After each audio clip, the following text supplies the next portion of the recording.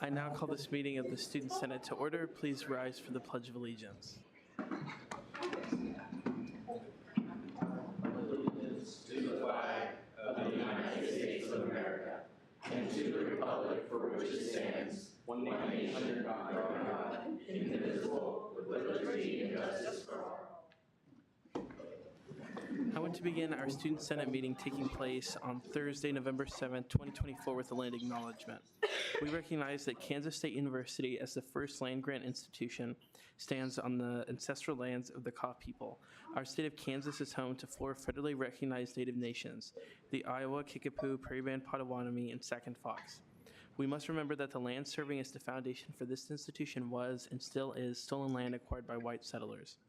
We pledge our commitment to creating decolonized spaces at the university while advocating for the support and future success of Indigenous faculty, staff, and students at K-State. And with that, Speaker Pro Tem Hesseltine will take it away with our first roll call. Alvarez. Here. Black. Here. Blood. Here. Bolton. Brugan. Byers. Koch. Here, sorry. Ediger. Here. Erickson. Here. George. Here. Giefer. Here. Glanville. Here. Glasscock. Here. Griffith. Hassan Shakib. Hannah. Here. Holzmeister. Here. Islam. Jacobson Madeline. Here. Jacobson Michael. Here. Jonak. Here. Carton. Here. Kidd. Kermer. Here. Lee. Lilly. McCullough. Moltz. Here. Morris. Nagai Velasquez. Here. Otto. Here. Owens. Here. Peterson. Prey. Here. Rafferty. Here. Richenberg. Here. Shahasavari. Here. Shirky. Here. Sides. Stewart. Here. Strunk. Sushanik. Here. Uphouse. Here. Zacco. Here. That's it. Okay, with that, we'll move into first open period. Our first open period speaker today is Ken Niederheiser.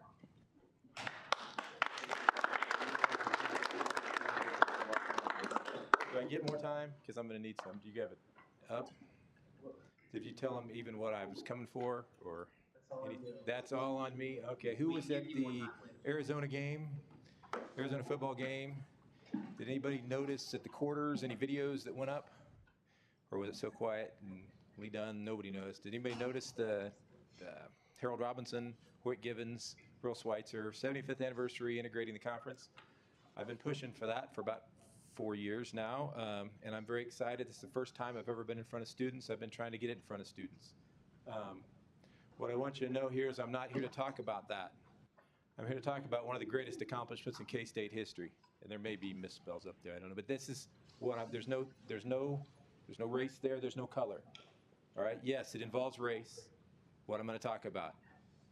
It's one of the greatest accomplishments. That's what I'm here to convince you, that it's one of the greatest accomplishments. It's not being treated justly. We need to honor it as one of the greatest accomplishments. And it is my belief that if we do something that reminds, educates, motivates, reminder of the past, educates us in the present, motivates us for the future, then we'll be doing them justice, and you'll find out it serves us. And if you go look at Iowa State, who I'll reference, I think that is proof of that. So yes, I'm just talking about one of the greatest accomplishments in school history. First, my header's going to get cut off, but let's meet the Trailblazers first because I'm going to get to them late because what happened on campus before that involved the predecessors of this student senate is even more impressive. Let's see if it works here. It's not going.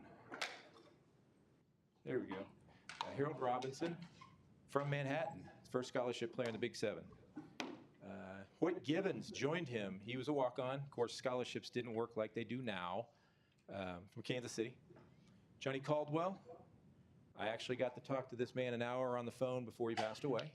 Track and field. I will say this about what I'm talking about. And I'm going to try and write a book if I get the funding to do it. There'll be a book about this. I think intellectual knowledge is a combination of factual knowledge and emotional knowledge. I don't have the emotional knowledge of what they went through. I can tell you, though, talking to him on the phone, you can watch Selma, you can watch Birmingham all you want. When he tells you about things that happened in a town you love very much, and you can picture it and know exactly where he's talking about, where he was told to go to the back, that hits different. I'm going to tell you right now, that hits different. But I will need people supplying emotional knowledge. I'm just supplying the factual knowledge. Easter A. Elliott played baseball from Richmond, Missouri. The great legendary Verl Schweitzer was involved in this from Nicodemus, Kansas, the only black settlement west of the Mississippi. James Gentry, Earl Woods. Anybody know who his son is? Tiger Woods. From Manhattan, Kansas. You can go down to Yuma Street, 1015 Yuma Street. His house is still there. You can go down and see it. Don Harris, his twin brother Ron Harris from Kansas City, both played tennis. And Gene Wilson broke the conference color barrier in basketball from Anderson, Illinois.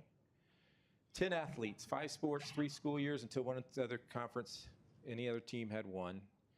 In the basketball season of 1952, when Gene Wilson came on, Levan Squires came to KU, so that's tied. As far as football, not until 1952, 3 full football seasons.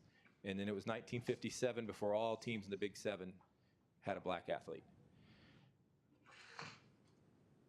Now, what I run into when I describe this, when I tell this story, is people don't believe me.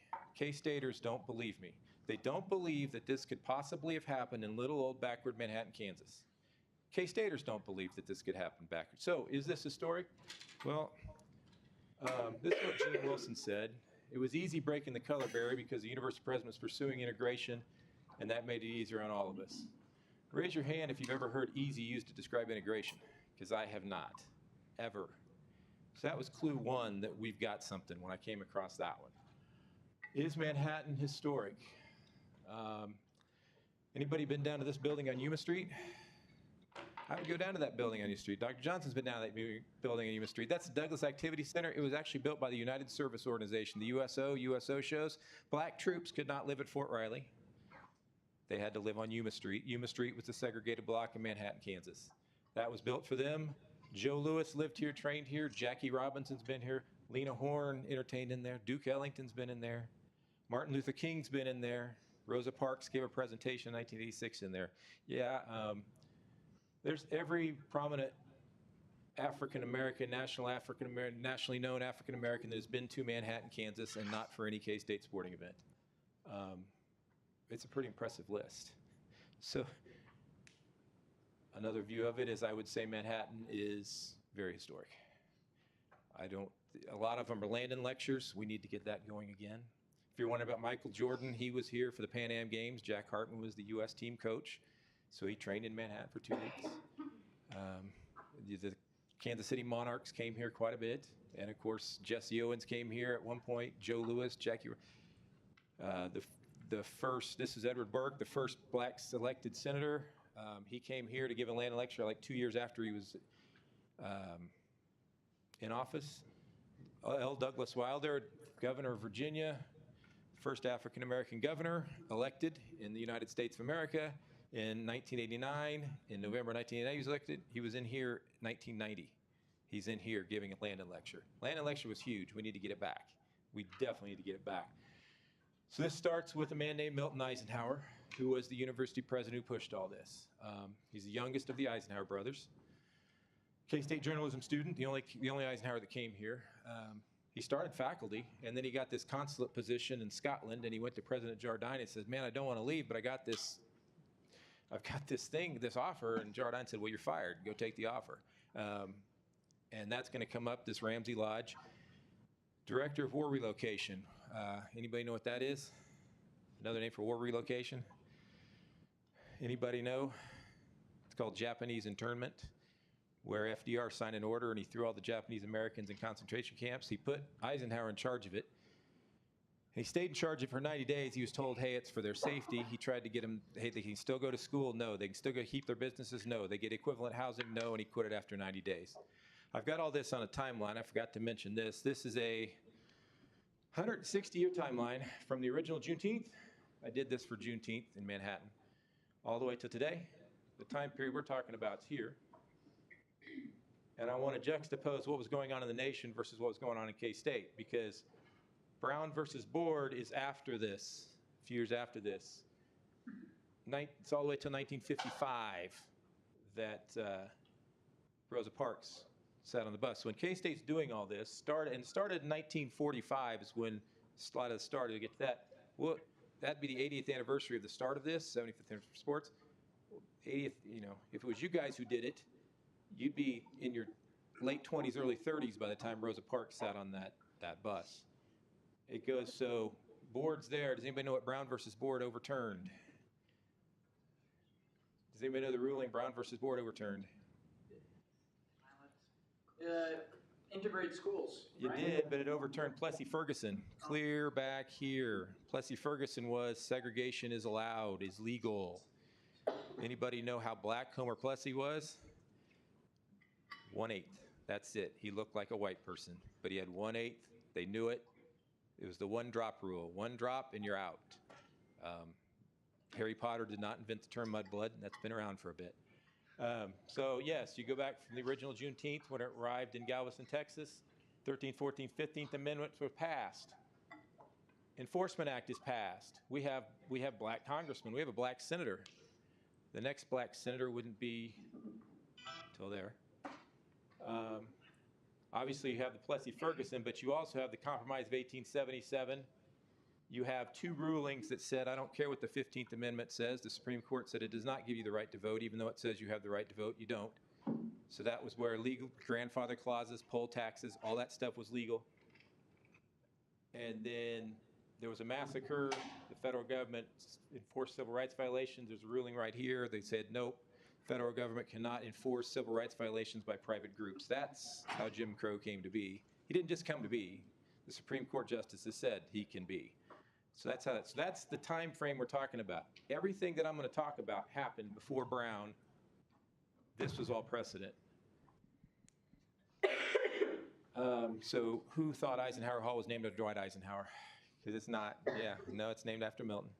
And he's at Penn State and Johns Hopkins too. And at Penn State, he's got the theater, and his wife has the chapel. And at Johns Hopkins, he's got the library. He's revered everywhere but here. I've talked to archivists at those schools. He's revered, heavily revered.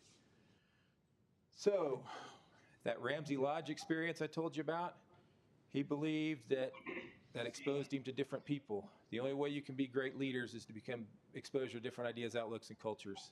And that's what he came in here to do. I have it there. So he was one of the first presidents that courted international students. That happened here at Kansas State. When the war was over, the Japanese students that couldn't get into school, he sent a letter to the State Speaker's time Department. has expired. Oh, Senator can we Shirkey. extend? It's gonna expire a bunch, guys. All right, we'll just. I move to suspend the rules and extend the speaker's time by 10 minutes. Okay, I'll try and go Is there faster. an than that. objection? Speaker's time is extended. All right, so there's your original condition for the African American students at K-State. They could come to class, they could go back to Yuma Street. They couldn't do the dorms, they couldn't eat here, they couldn't do intramurals, they couldn't do anything. As proof, I've got my grandfather's 1943 when Milton Eisenhower showed up. I have his yearbook, spring, that was his freshman year, and then he went to war and came back. You're free to look through it and find, because it says in his biography that there were 150 black students here. I only found 2, and they were seniors. So I don't know where the 150, that's just proof that they were not welcome anywhere else. That's just the way it was. Brought that, so, oh, and I am a long-suffering K-State fan. Here's my toilet bowl program to prove that I am a long-suffering old K-State fan. So he had an evolutionary war is what he fought on this campus. In 1945, the swimming pools were integrated. That's what he started with. 1945 also, then he went back and did intramurals. Cap Alpha Psi, I think that's 52. In 1950, they won some intramural championships. Some of your, Earl Woods is up here, the Harris twins, Johnny Caldwell, your trailblazers up there. 1946, he got funds and built the first integrated housing facility in Manhattan. 1947, the dorms were integrated. So how did he do this? He abhorred discrimination, just absolutely abhorred it. But he favored evolution over revolution. The student leaders were saying, hey, you got to do this. And he said, I've put my foot down, there's going to be pushback. So what he did was he would have taken this group of people to the scout camp every year, along with the administration. And you would have had meetings with them, and you would have done kitchen duty with Dr. Johnson, all of you would have been right beside, humanize everybody. So he really got to know the students very, very well. He built up a strong relationship. He was going to impose edicts if he could, but student government passed everything on this list. He took each and every one of those to student government, and they said, yeah, we agree. We'll do it. This is the only edict he handed down. He went to his dean of veterinary medicine and said, how come you only got 2 African Americans? Well, it's hard to get in here. Well, what about your honorary society? Your honorary society must be integrated or you lose your charter. And he said the only college he knew that did that was Cornell, and he said from now on it's Cornell and Kansas State. This is how far ahead we were. Say we're ahead, you can look at the timeline, we were way ahead. I wanted to put this up here because Dwight Eisenhower told him, or in a letter to his wife, said, hey, because she had sent him the inaugural speech, she was like, thank you, and tell him to teach old-fashioned patriotism. That's our basic definition, right? Devotion, love of country. This is the Eisenhowers. This was good old-fashioned patriotism. A sense of loyalty and obligation to the community that's necessary for the preservation of the privileges and rights, all of them, that the community guarantees. That's your Supreme Allied Commander's definition of patriotism. I think that's pretty cool because it gives a purpose. Why you're patriotic gives a purpose. So again, this is when all this happened. Like this first blue box up here, Grovey versus Townsend, that's where the Supreme Court said, no, white primary's okay. They came back a few years later and said, nah, maybe it's not. Because it was the Democratic, it was a party, they were private. So, oh, that's a private group, so they can, and they did. It was white-only primaries, that's what they called it. Here's Japanese internments right here. The good stuff comes after Kansas State acted. So how did this happen? Well, there wasn't any pressure from the outside groups, that's for sure. Courts weren't mandating anything. How do we get so far ahead of the rest of the nation? This is the greatest part, because a K-Stater led K-Staters to do what's right by K-State. That's how it happened, right there. Are we out of time again? So let's move on. I'm trying to move fast so I can get on my time. There's the coaches involved. Thurlow McCready, his granddaughter actually works at the foundation. Ralph Graham was the head football coach for a few years. He was actually a K-State legend, All-American, honorary All-American, almost had us in the Rose Bowl. Came back to coach. So 1928, this MVIA splits into the Missouri Valley and Big Seven. Obviously, that's in 1928, that decided if you were a power school or you were a group of 5 school right there, 100 years ago. That's what decided this. There was pressure. I don't want to say that K-State was first. There was pressure building to end this gentleman's agreement. This gentleman's agreement became, we can't have any black athletes. 1946, they put in a rule then, home field sovereignty rule, Oklahoma, Missouri. And K-State was actually in on it in 1928, but at this point it's Oklahoma, Missouri. We get home field sovereignty. You can have black athletes, they can't play at our facility. Eisenhower was not going to stand for that. Not going to stand for that at all. And university president at the time did not set the rules. So K-State in 1949 defied it, forced it down, called their bluff. Harold Robbins and Hoyt Gibbons become the first African-American athletes to join. And this is probably, we weren't the first to have black athletes, but I do believe we were the first school to put black athletes on the field against segregated schools. Everybody else just sat them. Oh, you got to sit today. We're playing a segregated school. We got to honor what they believe. So here's how it happened. He declared a plan. You can read through that. He went to, they finally got their player. Hey, we got a player good enough. We're going.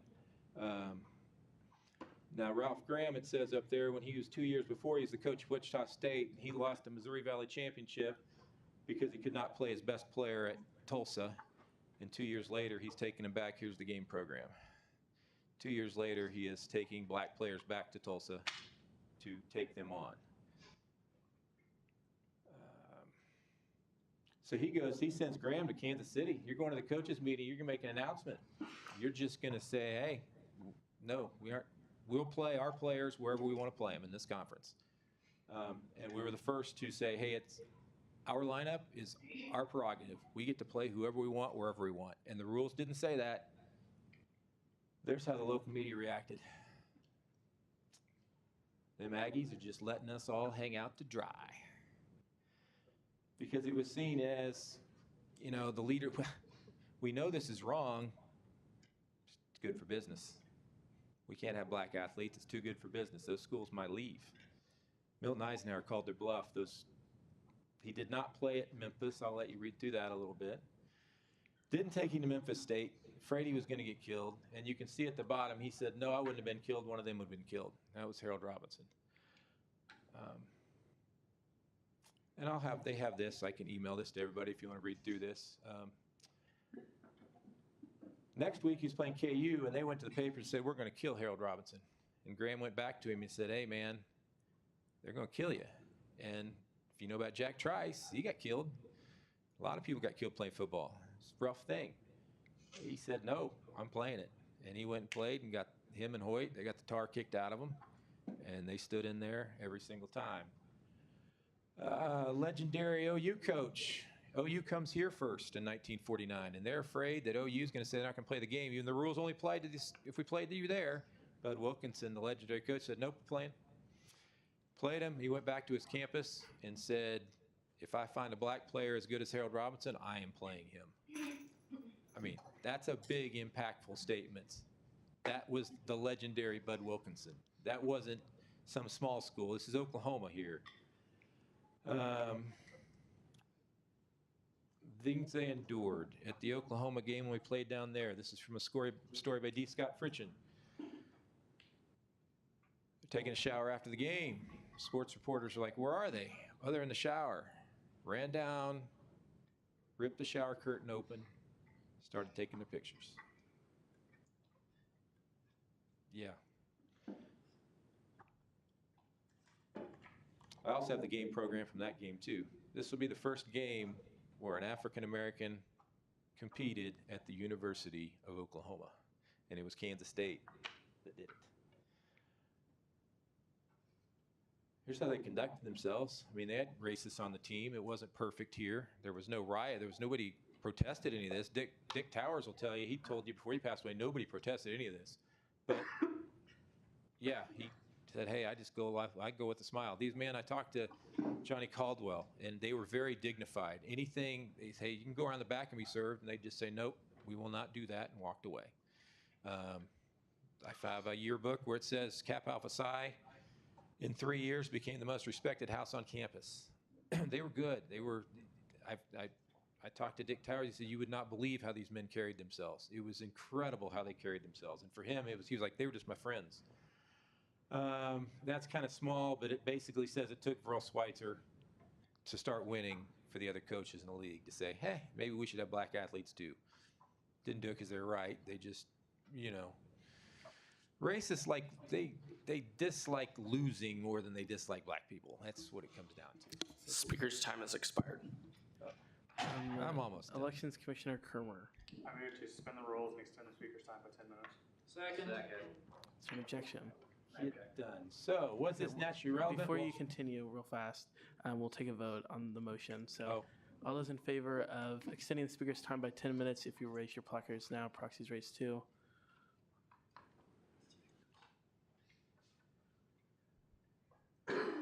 Okay, You can lower them. All opposed? Okay, you can lower them. The speaker's time is extended.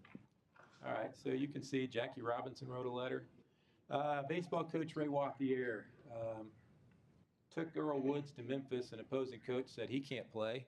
And Ray Wathier said, my team's not playing. Put him on the bus. Back to Manhattan they went. Went to a restaurant. He went everywhere. This player said, we traveled. We didn't know what he was doing. He was trying to keep them all eating together. He thought he had a place. Manager said, we will serve everybody but him, pointing to Earl Woods. Told Earl, go get back on the bus. Told everybody else, the steak's the most expensive thing. Everybody order the steak. Everybody take one bite of the steak. Everybody say it's no good. We're going to walk out of here. And that's what they did. Ran him out of steaks, didn't pay him a dime.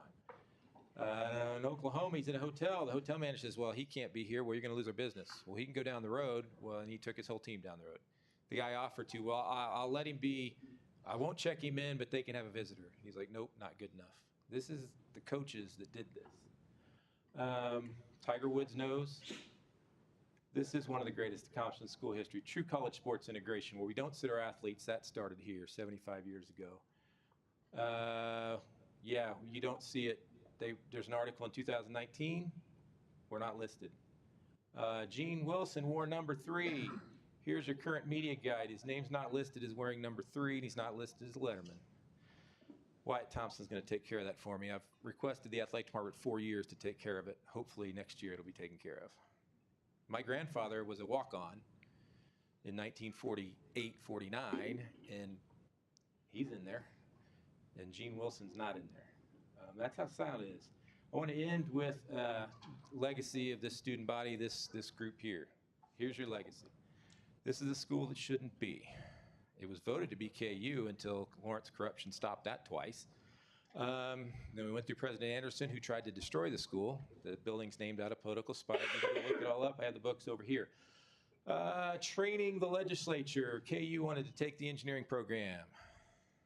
The students raised the money to get a charter train to bring the legislature over here, and their spouses, and they fed them, and they gave them the tour of the schools. All student run.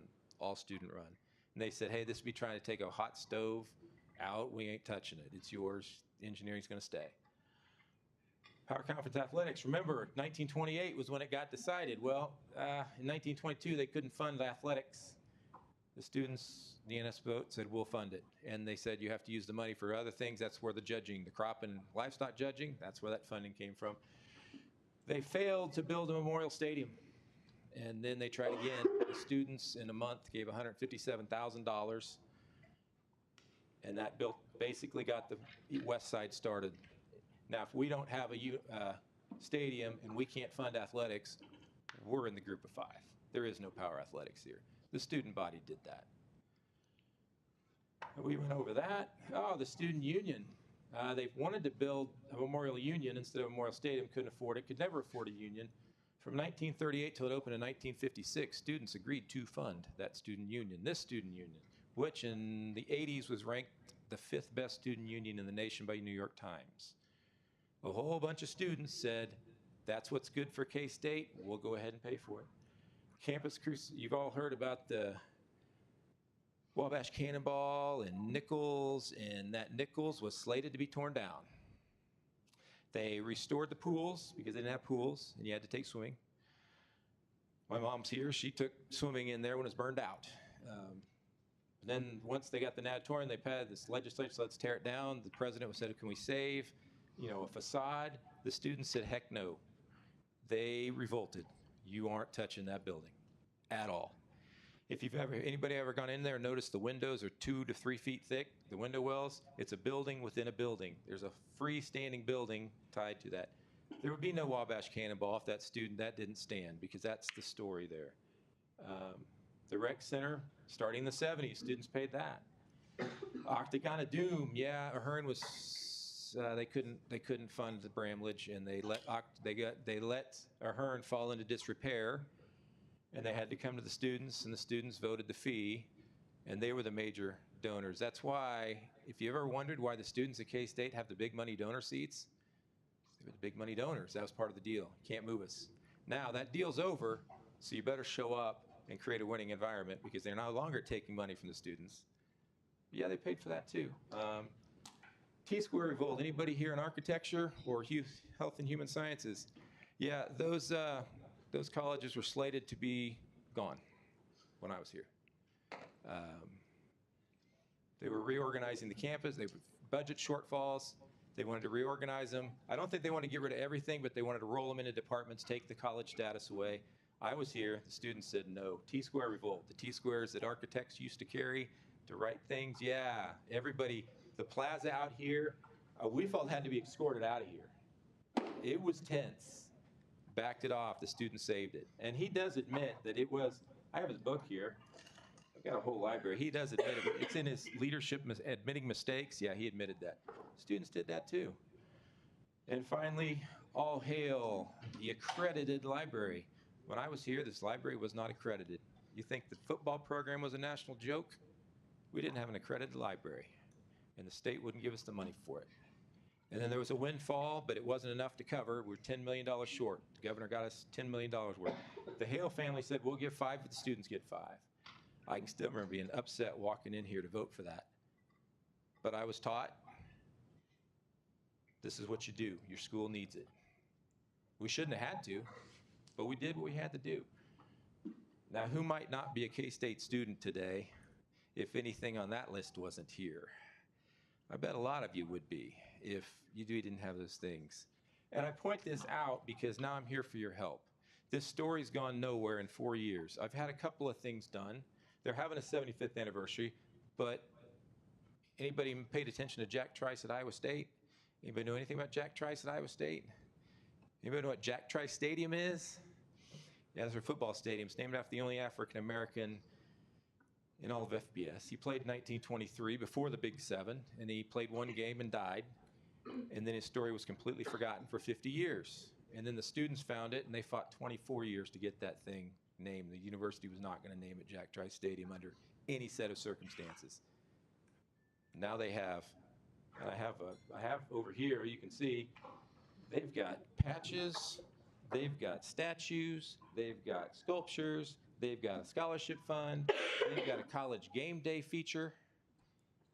And do we have any of that? I mean, so that's where I'll leave it.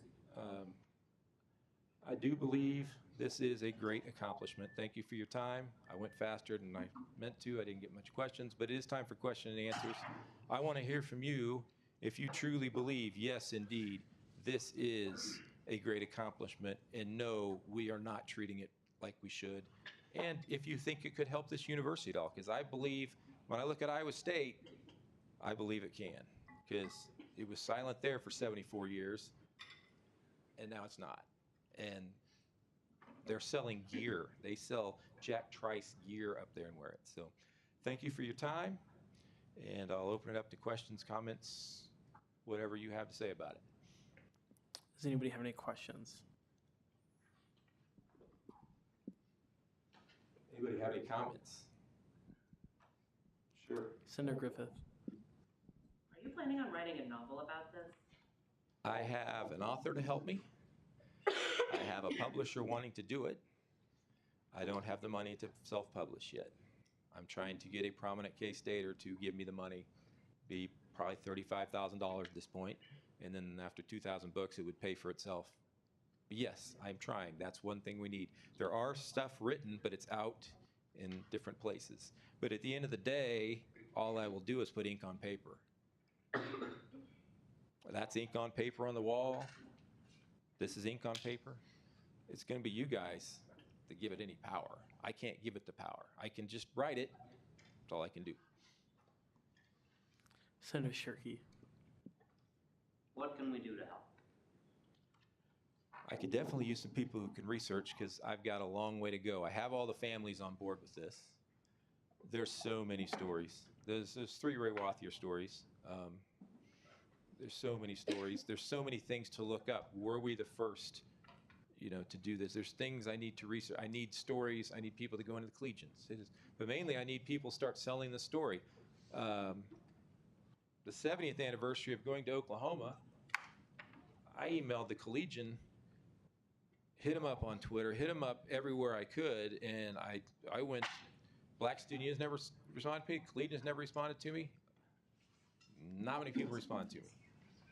So I need you selling the story on campus. I need you saying, hey, because I believe this should be something we stand on and let people know about, and then we hold ourselves accountable to it. If we're not going to hold ourselves accountable to it, we should just leave it silent, because then we're hypocrites. That'd be worse, but we should be. Senator Zago.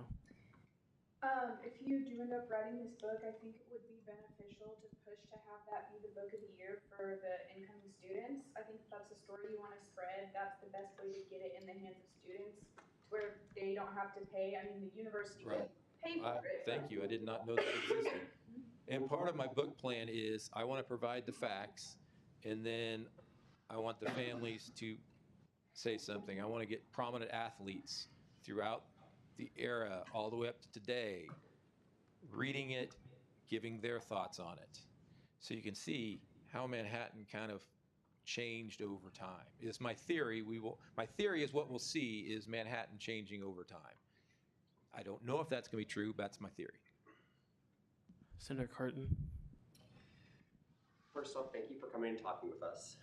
Second, with it, do you have incorporated in any of your research about the January 19th, 1968 visit of Dr. Martin Luther King Jr.? Yeah, it's over on my, it's over there on that. I had him up there on the screen earlier as a prominent one. This is part of what brought him here. Manhattan was well known. It was in the Green Book. Has anybody met Dave Baker, Coach Dave Baker? She's met Dave. If you've not met Coach Dave Baker, go talk to Coach Dave Baker while he's still around to talk to, okay? He's the one reviving Yuma Street. They're trying to get it to be a National Historic Landmark, actually. He will tell you all about this. He grew up here. He shagged fly balls for Earl Woods. He knew him. He knew everything. He's known everything that's gone on in Manhattan. You're going to be there a while. I sat down and talked to him for 1 hour, and it took 3. But if you don't talk to Dave Baker, that's who you need to talk to. Go down to Yuma Street. Go down and see this stuff. It's that important. We are that historic. Now, Time for questions has expired. Senator Griffith. I move to extend the speaker's time for questions by 6 minutes. Second. That is out of order. Suspend the rules and extend the speaker's time for questions by 6 minutes. Second. Is there an objection? I object. Okay, we'll take a vote on whether or not to extend the speaker's time. If you are in favor of doing so, please raise your placards now. Proxies raised too.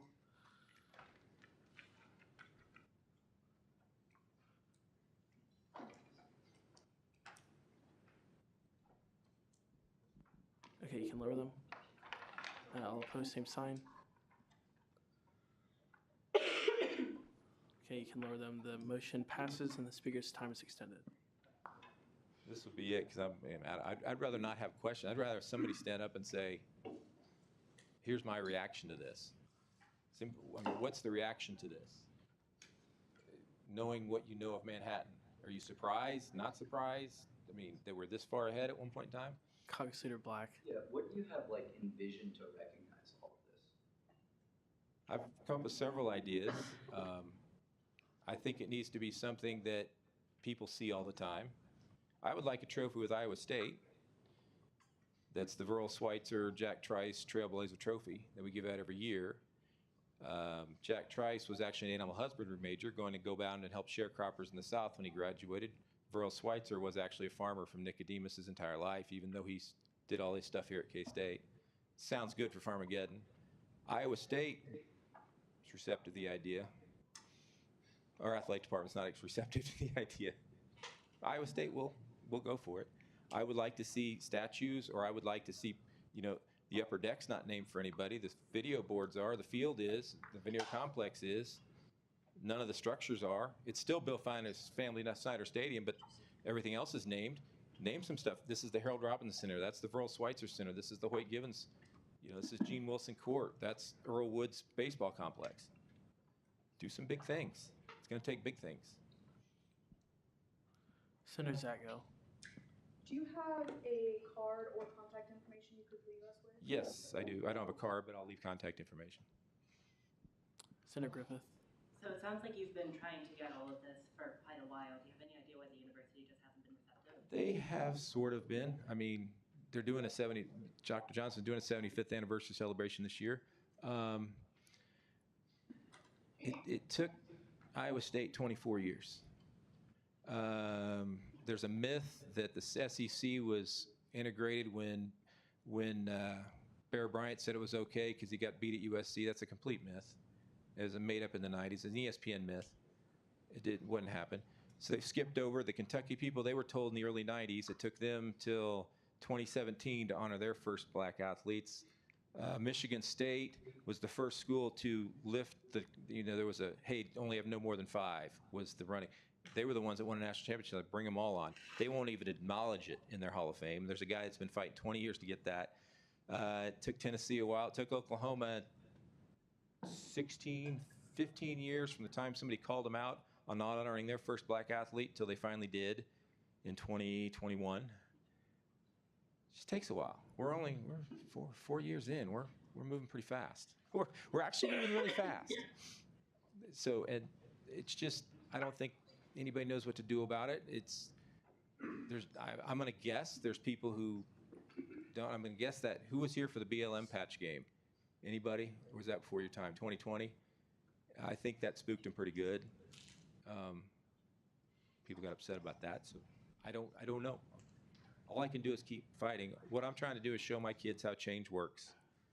And I'll leave you with this. It doesn't work by government. Doesn't work by anything other than you go find something and go change it.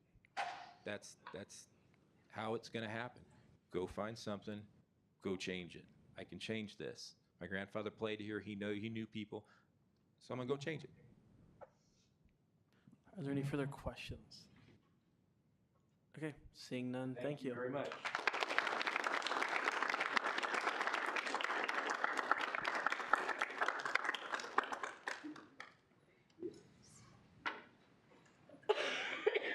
Are there any further first open period speakers? Seeing none, we will go into approval of the minutes. The minutes were passed out today along with the agenda and legislation tracking information. Is there a motion to approve the minutes? Senator Hannah. I move to approve the minutes. Second. Is there an objection? The minutes will stand approved. With that, we'll move into announcements. The first one is proxies. If you're going to be absent from a student senate meeting, please fill out this link. Even if you aren't sure if your absence will be excused. 2, if you'll be physically absent from Student Senate but would still like to attend via Zoom, please fill out the Student Senate Zoom request form, and Speaker Questa will review requests based on the Student Senate attendance policy. Please submit requests here. 3, once you give props to someone in Student Senate, fill out the Senate shout-out form, and Speaker Pro Tem Heseltine will read them at the end of our meeting. Fill your shout-outs out here. For the SGA Member of the Week is Bentley Talbert. Bentley has been doing an amazing job managing the Legislative Advocates Program and planning a joint City Commission and Student Senate meeting. Keep up the good work, Bentley.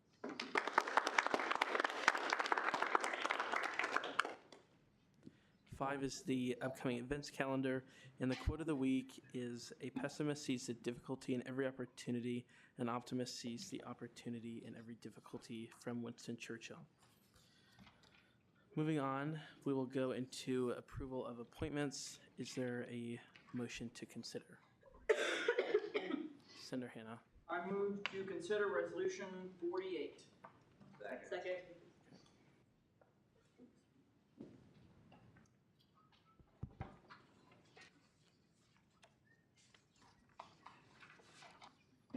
Okay, resolution 242548, approval of the tuition and fee strategy committee.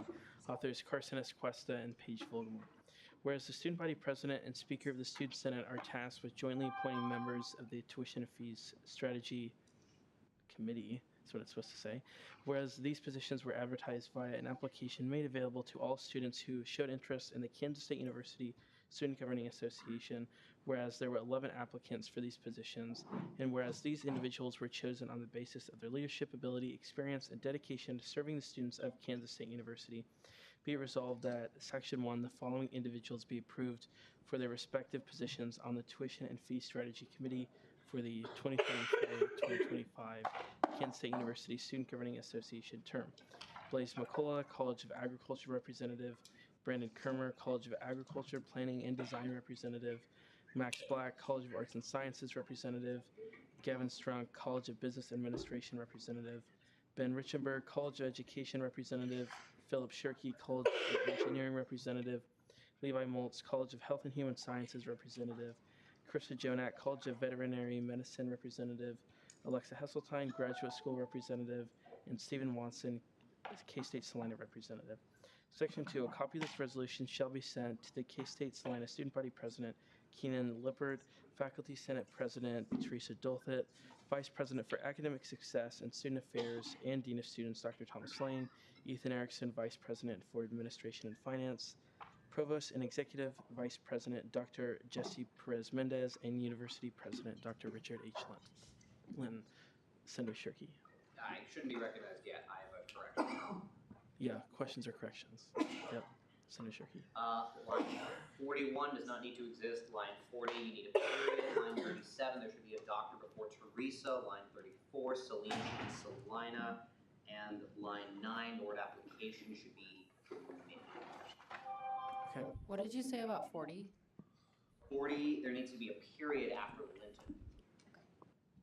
Excellent. Elections Commissioner Kermer. I believe this is also called the Tuition Fees Strategies Committee. So the Strategy Committee. Okay, interesting. Senator Sago. Section 2, can we unhyphenate vice president throughout that whole paragraph?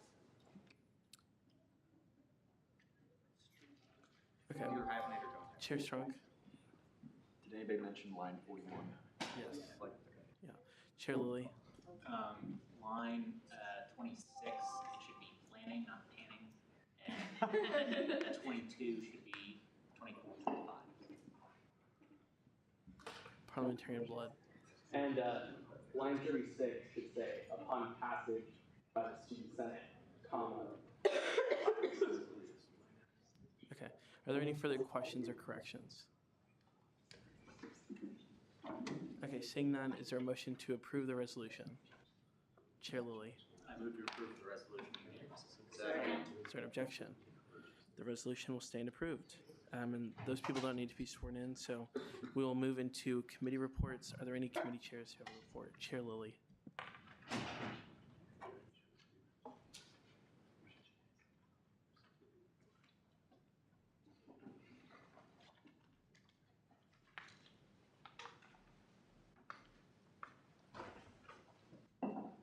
All of you know that the agenda went out late. Obviously, we have a large number of very large bills in introduction of legislation, and those took forever to edit. I gave Evelyn an extension on the EOF funding for Wednesday because it was important to her that that got out, so she worked to make sure that it did. So that's the reason the legislation came out as late as it did, because the volume of it was just a bit much. I only actually sent one bill back, and I don't even know if I needed to send it back. So I did try to get all of it in this week. Are there any questions? Okay, seeing none, thank you. Are there any further committee chairs that would like to give a report tonight? Seeing none, are there any directors who would like to give a report tonight? President Vogelmore.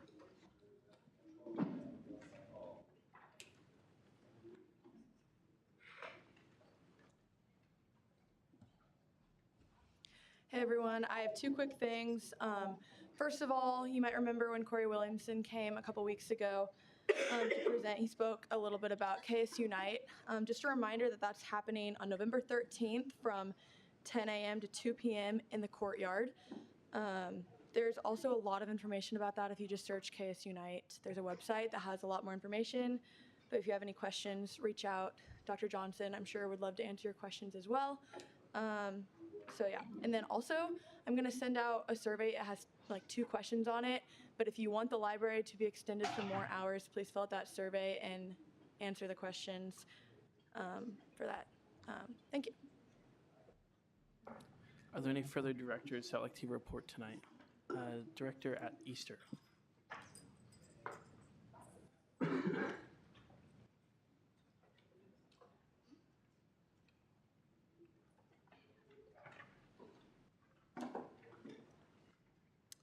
Hi everyone, my name is Adelaide Easter. I'm the Basic Needs Director. So I had sent an email earlier this week But tomorrow from 3:30 to 4:30, we're doing a joint SGA Cats Cupboard tour. So if you would like to see the new facility, newer, it's been there for about a year now, please join. Recently, the stats for food insecure students increased at K-State, so it's now about 43% of students are food insecure. At Cats Cupboard this semester, there's been an average daily visit of about 290 people. That includes both students, faculty, and staff. So this really does affect a large population of students. During this tour, we'll be discussing daily operations, how SGA funds have been utilized, other programs that Cats Cupboard offers, and then hopefully future goals and plans. But we'll be meeting at the CSI office tomorrow at 3:30, and then we'll walk over. If you want to join later, you can also just come over to Cats Cupboard. But they're really excited to host us, so please consider coming if you're free. Also, at Cats Cupboard now, there was a program that was, or I guess funding we got last year from SGA to allocate monthly passes for the out-of-bus routes that were off campus that is now at Cats Cupboard. So if you know any students that really don't have access to transportation off campus, send them to Cats Cupboard and they could potentially get a monthly bus pass. And then lastly, I have a little shameless plug. I'm gonna send an email, but through my role with Blue Key, I got funding from SGA, but we're having a night of networking. So if you're interested at all about learning about networking, how to present yourself better, I'll send an email out about that, and you can also share it with other students that you think would really benefit from this. So that's all I have. Okay, are there any further directors that would like to give a report tonight? Elections Commissioner Kermer.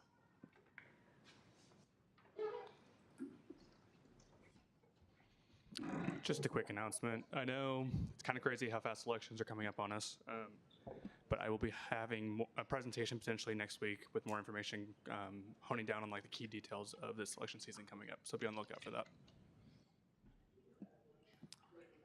Are there any further directors that would like to give a report? Director Talbert.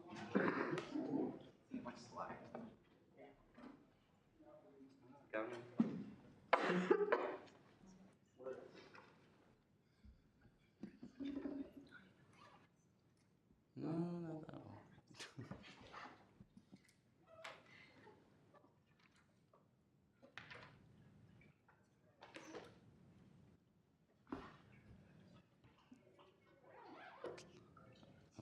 Okay, everyone mark your calendars.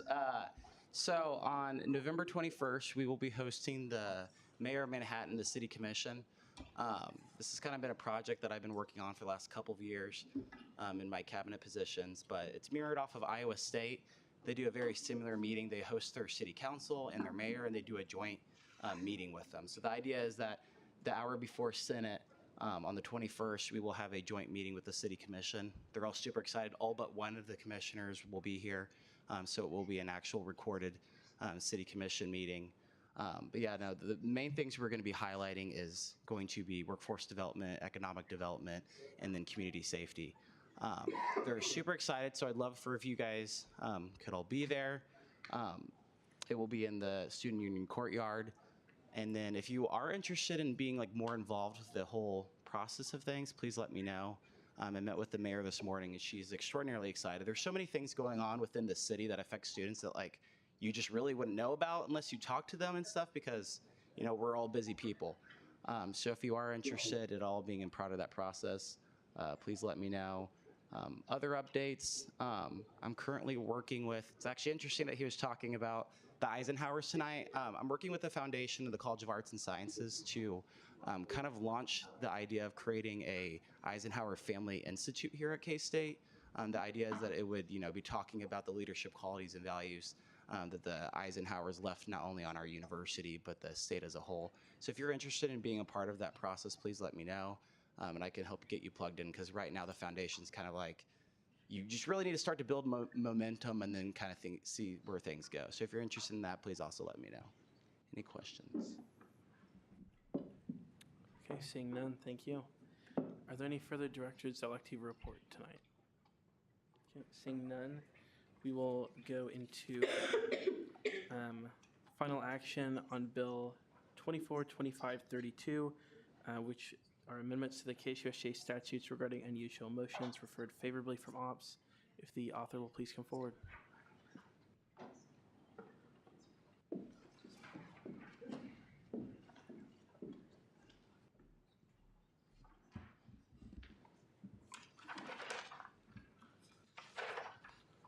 Were any changes made in committee? Definitely, yes. I'll go ahead and read those out. First of all, it was changed from an amendment from creating a new section to simply an amendment of section 9. Limitations on motions, it reads as follows. J, after a motion is made before the body, the Speaker of the Student Senate may request the maker of a motion to provide clarification, including explaining reasoning for making such a motion before the body for a period not to exceed 2 minutes. K, all motions to suspend the standing rules of the Student Senate, also known as suspending the rules, shall be debatable, with the exception of extensions to speaking, questioning, or debate time. During a motion to suspend the rules, the previous question will be in order after one speaker in the affirmative and one speaker in the negative have been given the opportunity to present before the Student Senate. I, at the request of at least 15 student senators, any motion can be made debatable before the body. Okay, you have first rights to debate. All right, I know this is a very different version of the bill that was presented 2 weeks ago, but ultimately this captures the exact same thing I wanted to do, just in a less confusing way that doesn't create an entirely new system, rather using our existing modifications to Robert's Rules of Order to accomplish the same thing. Just to get a couple questions out of the way, the reason that 15 student senators actors is specified is because that is the same amount that is used for things like requesting a roll call vote. It's essentially a super minority. Ready? And that's what the goal of this was, to essentially encourage more debate, more discussion, and senators to make more motions for things they believe in. And that was what the goal of writing the original version of, and this accomplishes that in my opinion, a better way. So I would urge you to vote in favor of this, as this allows for our body to be a stronger and better situation. Seems there was debate in the positive, is there any debate in the negative? Seeing none, is there any debate in the positive? And is there any further debate at all?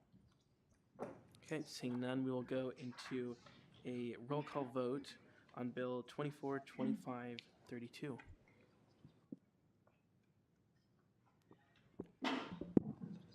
Alvarez. Abstain.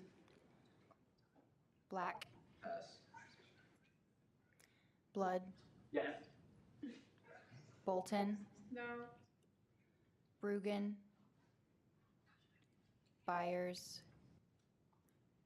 Casement. No, by proxy. Koch. Yes. Ediger. Yes. Erickson. No. George. Kiefer. No. Glanville. No. Glasscock. Yes. Griffith. Yes. Hassan Shakib. Hannah. Yes. Hoffman. Did you say pass? Yes. Okay. Holmes. No by proxy. Holzmeister. No. Islam. Jacobson Madeline. No. Jacobson Michael. No. Jonak. No. Carton. Abstain. Keen. Kidd. No by proxy. Kramer. No by proxy. Lee. No. Lilly. No. McCulloch. Moltz. No. Morris. Sorry. I'm like trying to make sure I get everyone. Nagai Velasquez. Abstain. Otto. No. Owens. Abstain. Peterson. Palenko. No by proxy. Prey. No. Robbie. No by proxy. Rafferty, Abstain. Richenberg, No. Shahasavari, No. Shirky, Yes. Sides, Stewart, Strunk. No. I put an S instead of a no. Shushanik, No. Uphouse, No. Sacco. No. Okay. And then for those of you that passed, Black, Yes. George, Pass.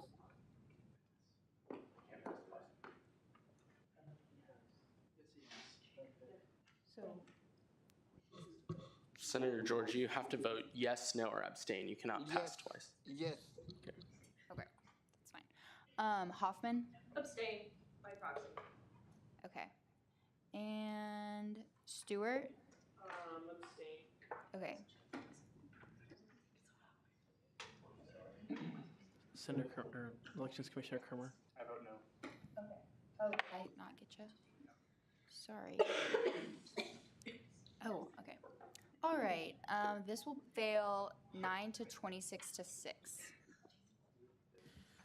Okay, with that, we will now go on to final action on Bill 242533, amendments to the KSUSJ statutes regarding speaking rights in first open period. If the author will please come forward.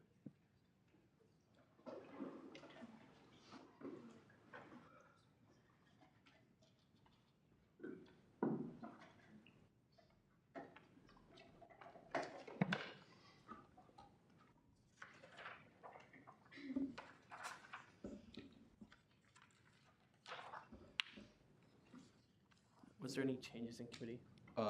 Yes.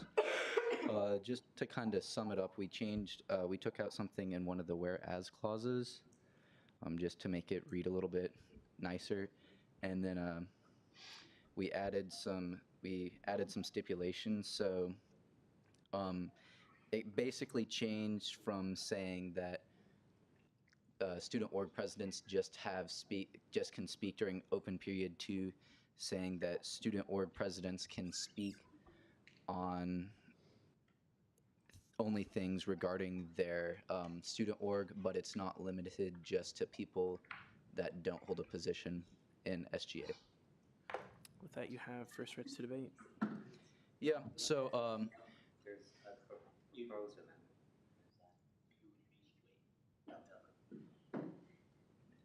okay, so my purpose behind writing this was because if you guys have not noticed, it is difficult for student orgs to present to the Senate because their president has not at least been allowed to speak by the rules we have been practicing, and I don't agree with that because I think a large part of what we try to do is empower these student orgs, and it's hard to do that when arguably their most important member in most cases, or most active member at least, is not allowed to speak.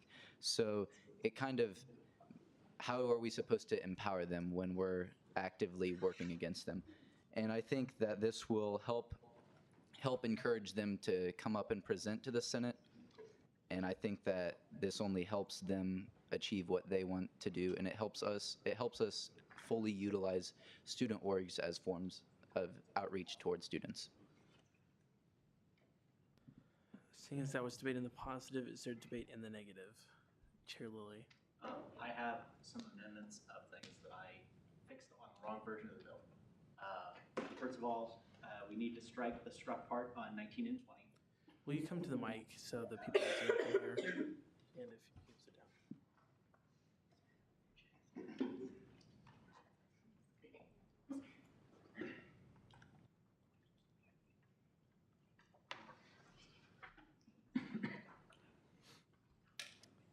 We need to strike the struck part on 19 and 20 because that was struck.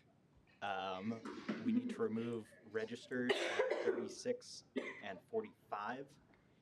And then we need to fill out Section C with what Section C actually says.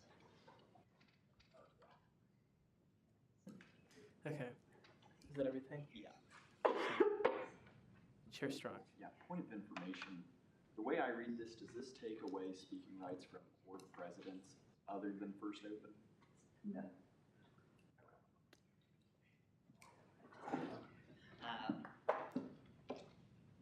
So the way I can slightly understand, maybe,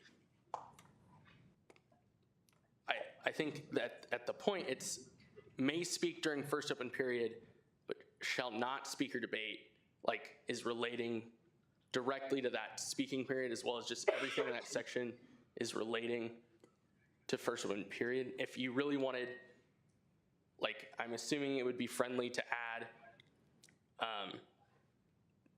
right after on 48 during first open period, if we really feel that we need to like super clarify everything and add the gerund phrase, but if you would propose that, I would accept.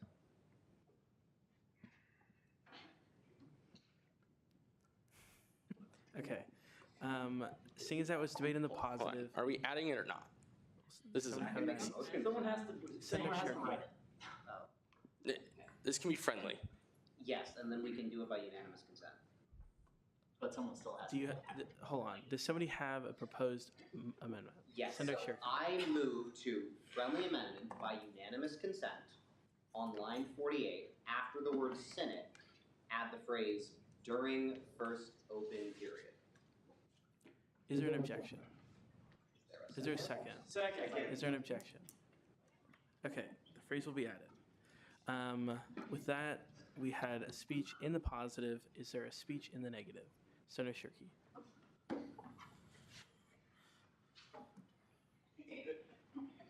I want everybody to crack open a can of critical thinking because we have a constitutional interpretation thing.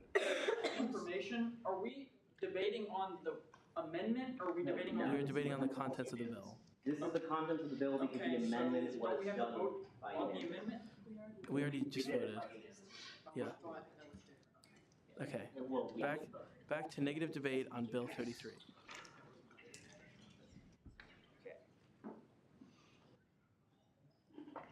Your time has started. Oh, I'm sorry. 4 minutes, right? Neat. So, first immediate issue, Bill 33 is unconstitutional. So, a restriction against debate on board presidents directly infringes on their speaking rights, provided by the Constitution in Section 509. That is the only time in our Constitution where speaking rights are mentioned as a concept, and it says student org presidents have the right to debate but not vote. This prevents them from doing that and is thus unconstitutional. That's not actually the important issue here, though. The important issue is, the reason that this legislation was founded is, how can we simultaneously do the following? Let org presidents speak in first open period, like the rest of our non-SGA people.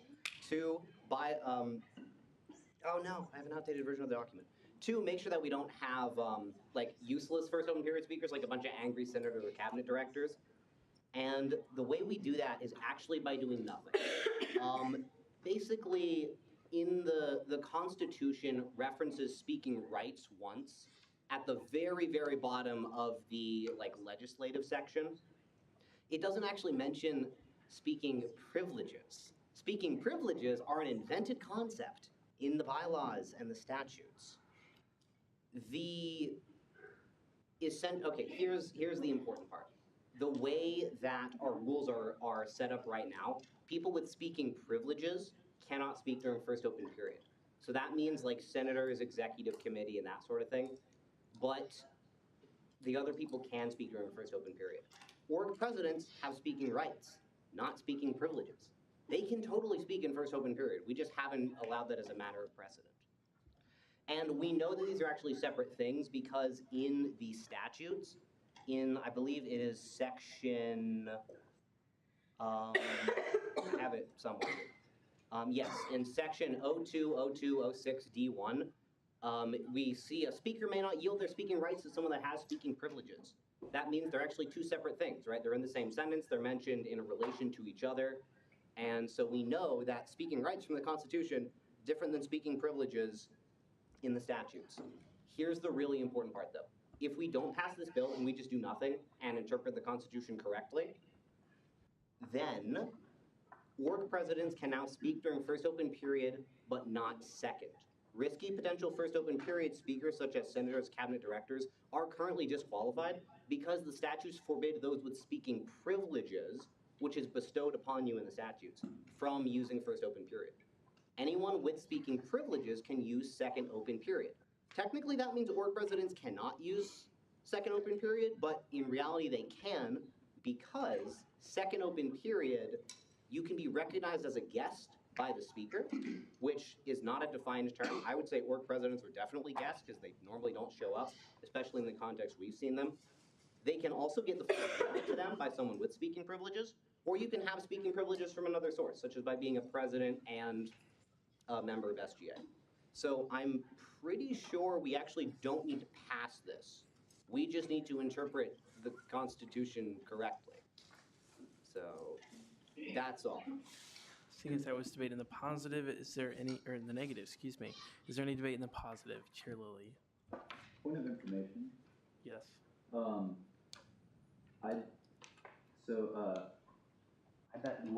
is it contradictory towards the Constitution to take away their rights to debate when nobody has rights to, like when they have rights to debate? No, in person? Philip, if you want to take a seat, the information, the question was for me. Yes. Okay. I don't have a ruling on that. Brian, do you want to answer the question?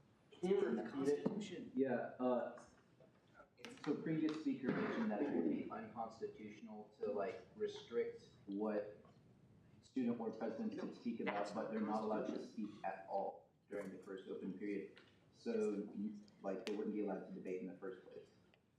I'm going to do my best to unravel that. This in no way bars a student org president from debating. Like that's like very explicit, especially with what we just added. From my understanding, though, through cursory glances, things get really interesting.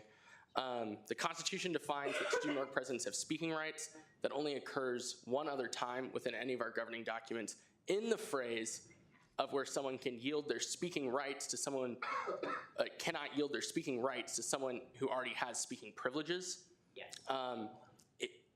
However, it then does not give speaking rights to any other person within the documents. Therefore, like that phrase is basically like is showing that those are the same things, right? Like you have rights to speak, like those are also like your privilege to speak, right? To some extent, one is there by the Constitution, but like in no way does this take away any of their speaking rights. It just gives them the ability to like speak in first open period, and those are somewhat congruent definitions throughout our documents. That's my ruling. Okay, back to positive debate. The previous speaker mentioned a semantics issue in which this bill in no way addresses. That will be there whether or not we pass this bill at all. It needs to be fixed on its own independently of this bill. Saying that this bill is ineligible because there's an issue somewhere else is incongruent with how things actually get done. It seems like there's sort of a smoke and mirrors argument that because the semantics in our governing documents don't line up quite right, then we can't change anything pertaining to them. And that's just not correct. This bill is wholly constitutional. It explicitly allows debate during debate, which is when there is, in fact, debate. So it seems to make a lot of sense to me in that regard specifically. Seeing as I was debating the positive, is there any debate in the negative? Senator Griffith.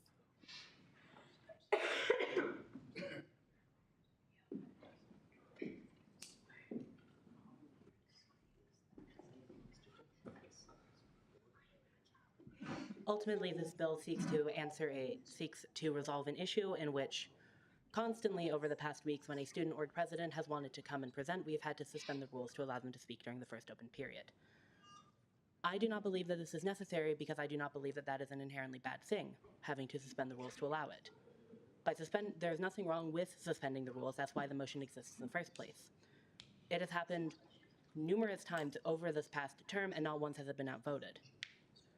While that could theoretically happen, I do not believe that this body or any body in the future would do that without due reason. Ultimately, I believe that student org presidents, by nature of them being able to come and debate before legislation, which I believe in, being able to come and speak during second open period like anyone with speaking rights can, I don't believe that they need to be able to speak during first open period as well. And if we, the body, disagree, there is nothing stopping us, once again, from continually to suspend the rules and allow them to do it. I believe that the system, as it is right now, is in a good state. And that if we do believe that a student org president should come and speak during first open period, we as a body are more than able to suspend the rules to allow that to happen. There's nothing stopping it. And ultimately, I don't object to having our student org presidents come and speak. But I believe that if we are going to do it, it should be through the suspension of the rules. Because I do not believe is necessary. So I urge you to vote no. Seeing as that was debate in the negative, is there any debate in the positive?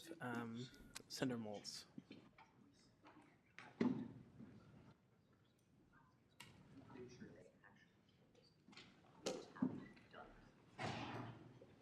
I'm just going to keep it quick. I think we definitely have a system that's working, but it's very much, I think, if we're voting against this, if it's not broke, don't fix it. But we have to keep in mind we can always improve systems and put safeguards in place. One of these days we might have a student organization that no one in the body necessarily agrees with nor likes. And then, yes, we're just making them wait till the end, but, the other organizations we might be okay with, we can suspend and let them in. I think this bill allows them that safeguard, the knowing that they have rights to come in and speak. It's not just relying on one of us to give them those in the first open period. So I think if we're going to give it to anyone, it needs to be open for everyone. That's all I have. Thank you. Seeing as that was debate in the positive, is there any debate in the negative? Seeing none, is there any debate in the positive? Senator Glanville.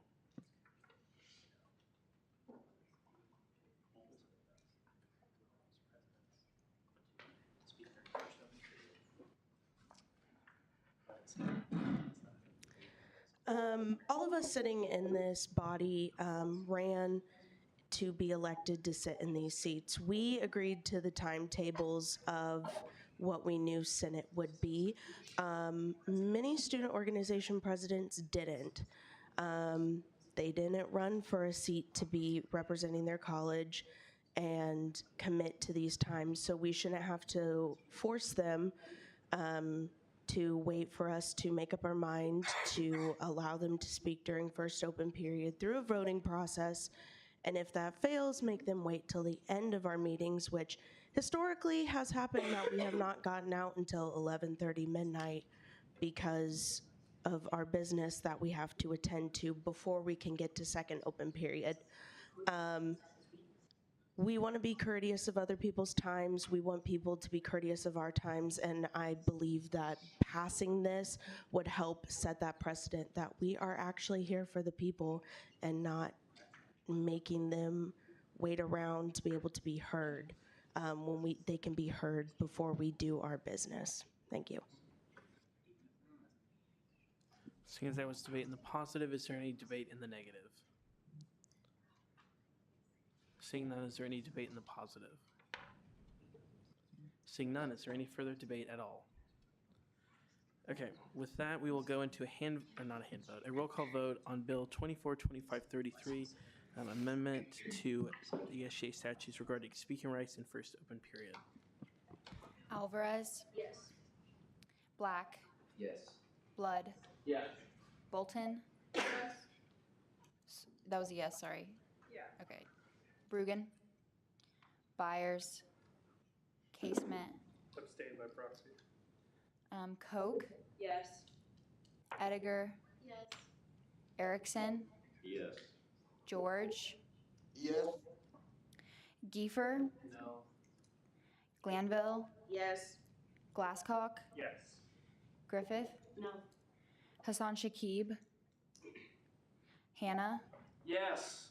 Hoffman? Yes, by proxy. Holmes? Yes, by proxy. Holzmeister, No. Islam, Jacobson Madeline, Pass. Jacobson Michael, No. Jonak, Pass. Carton, Yes. Keen, Oh, no by proxy? Kidd, Pass by proxy. Kermer, Pass. Kramer, Yes, by proxy.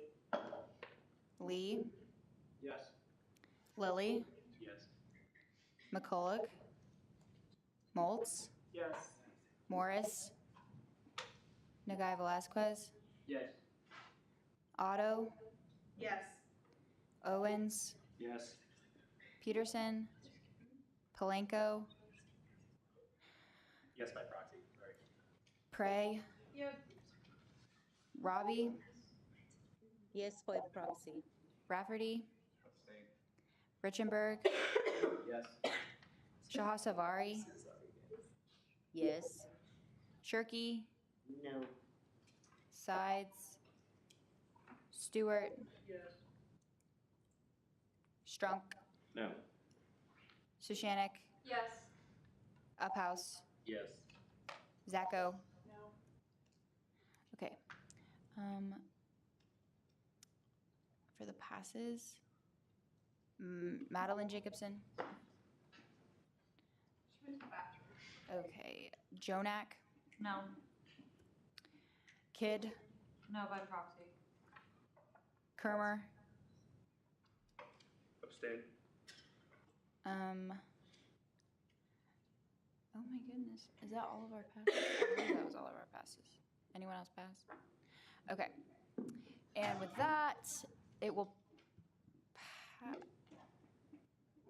yes, it will pass 29 to 10 to 3. Okay, with that, we will now go into final action on Resolution 242547, recommendation to encourage Kansas State University to form the Coretta Scott King Gardens of Engagement, referred favorably from the Strategic Oversight Committee 4 to 0 to 0. If the author will please come forward.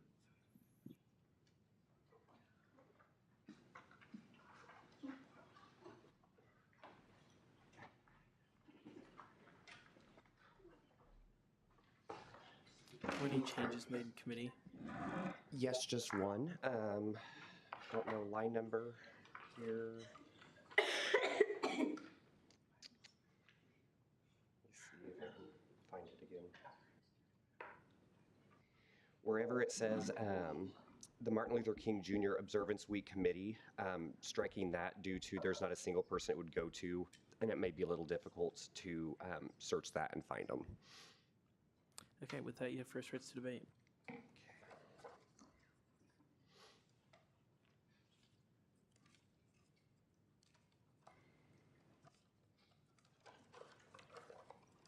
Okay.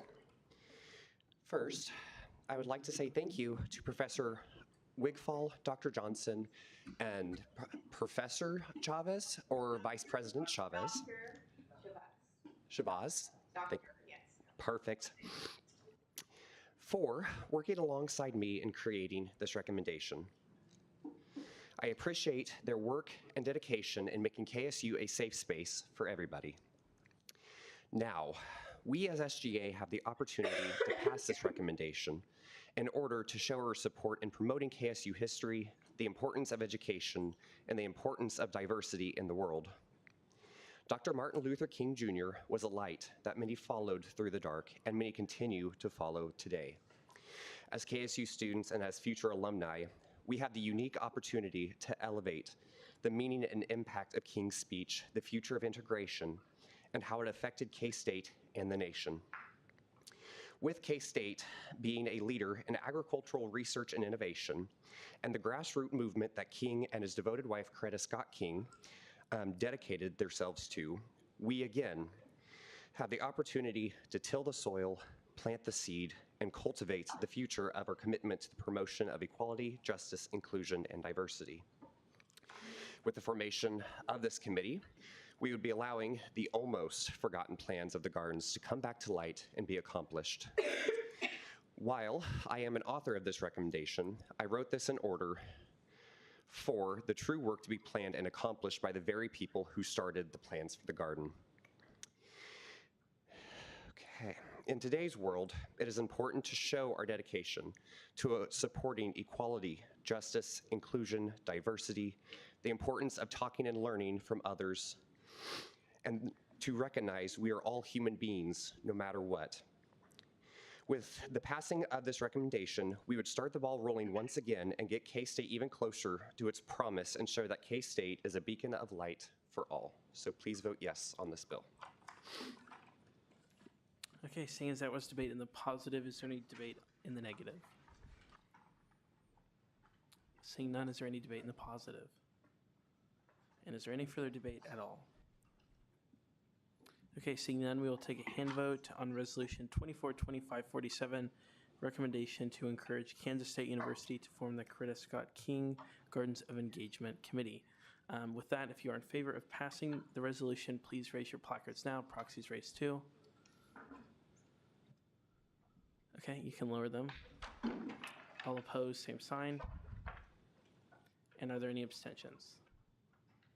Okay, with that, Resolution 47 will pass.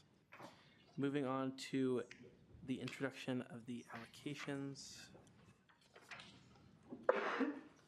Okay, the first is Bill 34 FY25 allocation to the American Society of Heating, Refrigerating, and Air Conditioning Engineers. They requested $600 and were recommended $600. The next one is Bill 35 FY25 student allocation to the KSU student chapter CSAA. They requested $3,040 and were recommended $1,200. Next is Bill 36 FY25 student allocation to On the Spot Improv. They requested $1,500 and were recommended $1,500. Is there a motion to consider the allocations? Senator Hannah. I move to consider the allocations. Okay. Second. They will stand considered. With that, we will now go into introduction of legislation. The first is Resolution 242549 FY 2026 Educational Opportunity Funds allocations. Is there a motion to consider? Senator Hannah. I move to consider resolution 49. Second. With that, if the author will please come forward.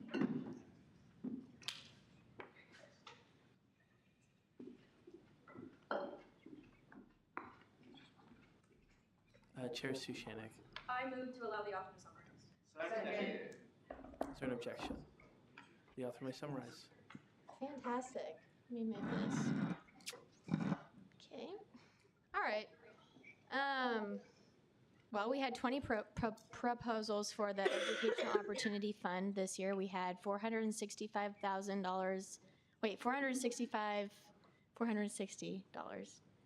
Guys, it's been a long night. $465,460 to allocate. Totally, we only had 20 proposals, and so we didn't use the entire fund, but all of the proposals were funded 100%. So, yeah, essentially. And then some of these were as clauses. You can see we had a lot of scholarships, GAs.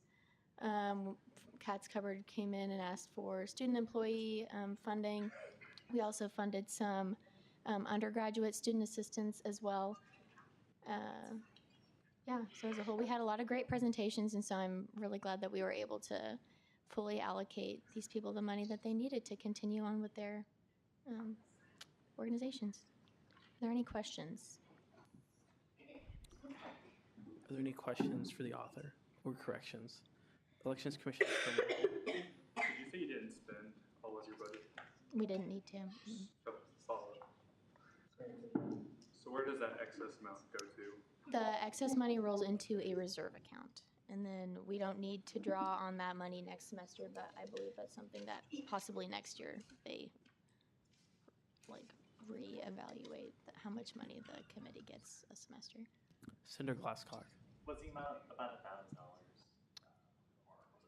It was about $15,000. So. Are there any further questions? Senator Griffith. Is there any particular reason why fiscal year 25 dollar amount is significantly lower than for 26 and 27? Is what? Can you say that a little Why louder? fiscal year 25 is about $44,000 less than 26 and 27, and also it should say 27 on line 41. Well, so I only wrote down the 20 proposals that came back for funding for fiscal year 2026. The previous year, they allocated all $465,000, and so it's just reflected here, the 20 proposals that came back to seek funding. So that totals up to $401,000. Does that answer your question?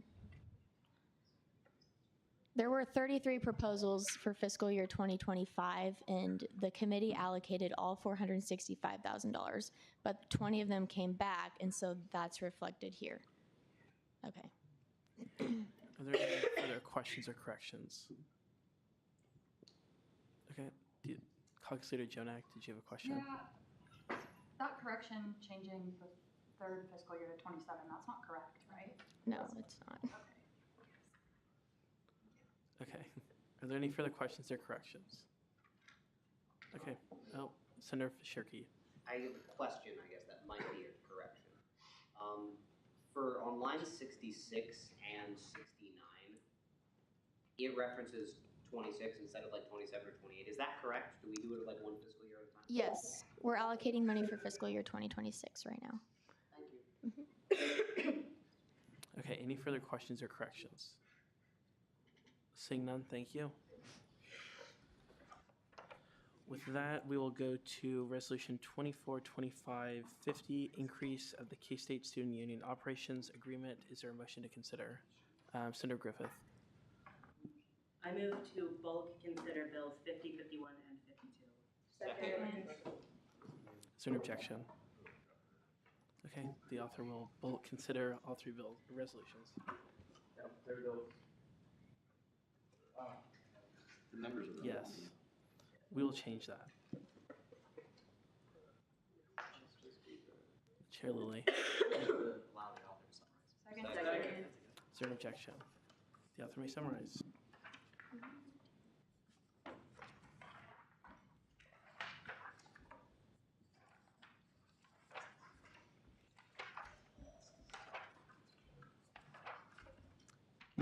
There we go. We will start with talking about operations because I think that is the easiest place to understand what's happening here. I am going to read out some of the whereas clauses, and then we will talk about the changes made to the agreement as it stands before. The Student Services Fee Committee reviewed the request of the K-State Student Union operations budget during the scheduled 3-year review cycle. Whereas the student services allocation to the K-State Student Union operation budget allows for the union to continue serving the students of Kansas State University, and whereas the Kansas State Student Union is the proverbial living room of campus which interfaces with hundreds of students and guests daily.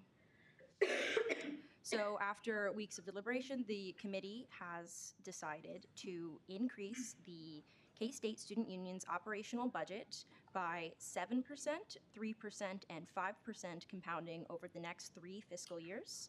The K-State Student Union is currently being funded at $1,527,000 for FY25, which has been at a 12.7% decrease since FY20.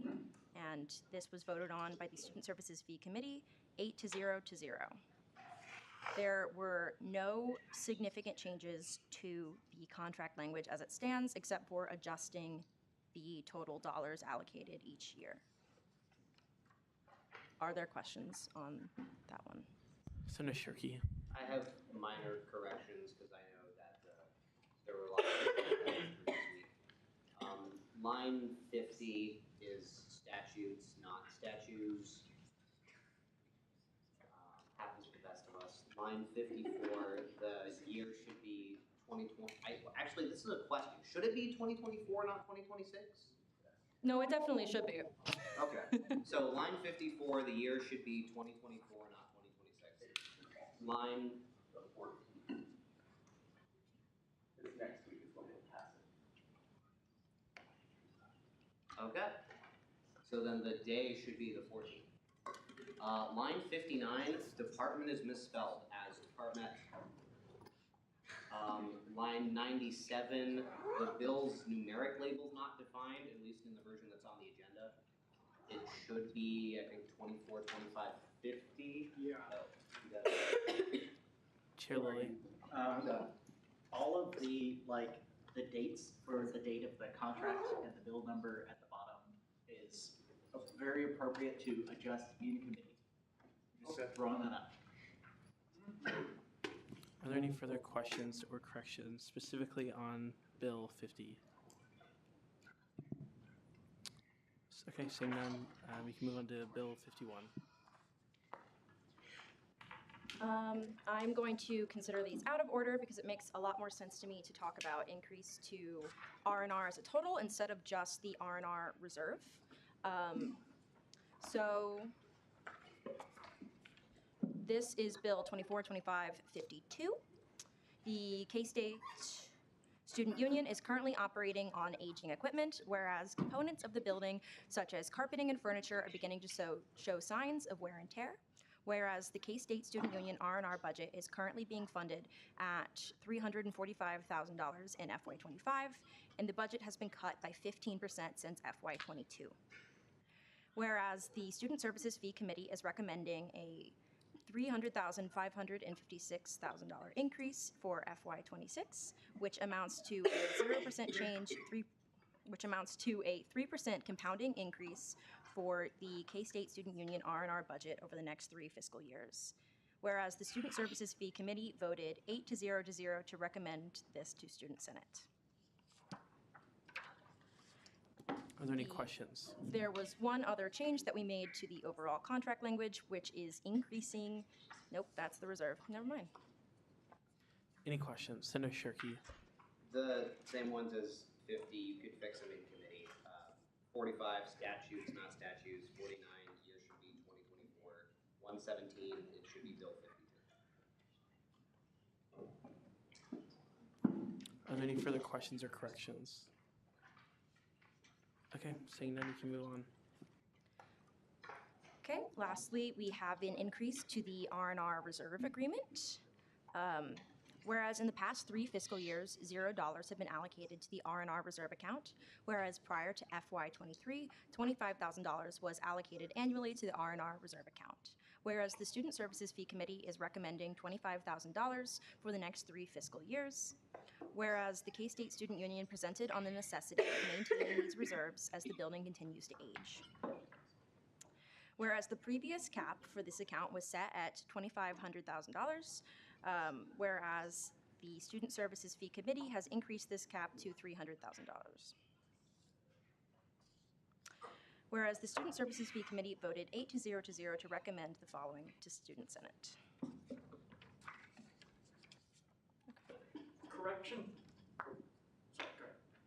Correction first, shouldn't that be $250,000, not $25,000 in the whereas, line 22? Or no, sorry, I misheard you. I rescind. Are there any further questions or corrections? Senator Shirkey. The corrections are the same things, but I do actually have a question. So, do you know, like, I'm having trouble understanding what's actually going on with the reserve account. What is the numerical value that is actually in the reserve account as of right now, if there was a problem? I do not know off the top of my head what number is currently in there, but I know that slowly we have been depleting the reserves as we haven't been putting money back into it since the union has to pull out of that to complete larger R&R projects with the approval of the committee. I have a follow-up. Granted. So the Bill 52, it was like they had like a 15% decrease, and then we only gave them, it was like 3 or 5%.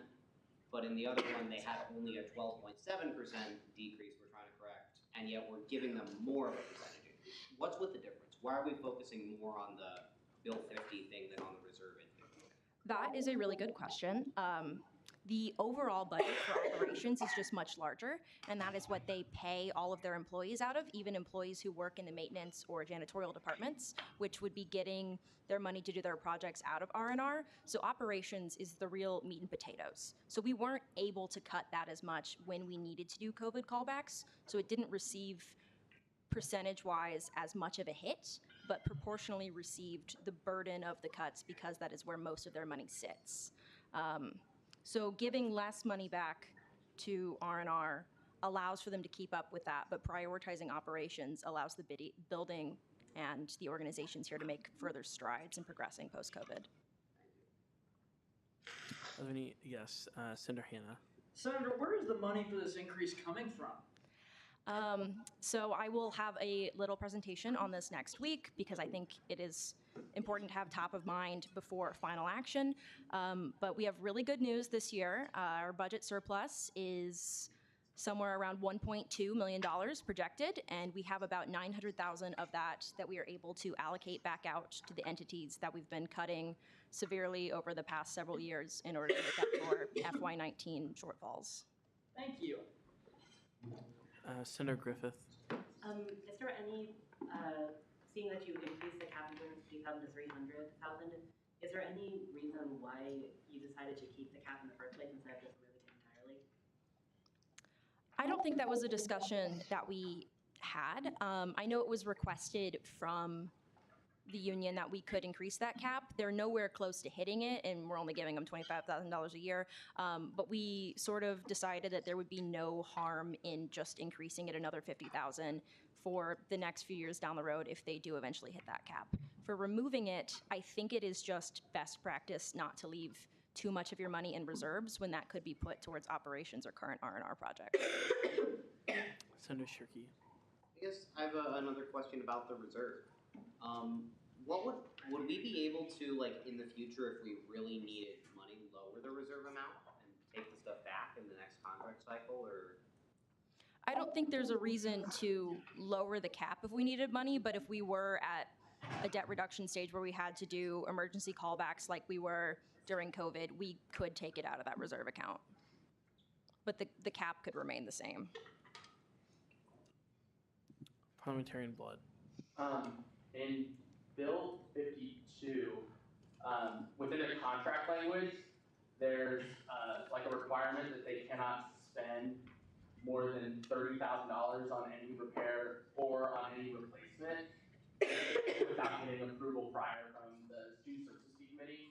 Was there like any discussion or one that like kind of seems like a low number to me, like an HVAC system were to like completely break or something, like you need to replace it? It's like pretty time sensitive.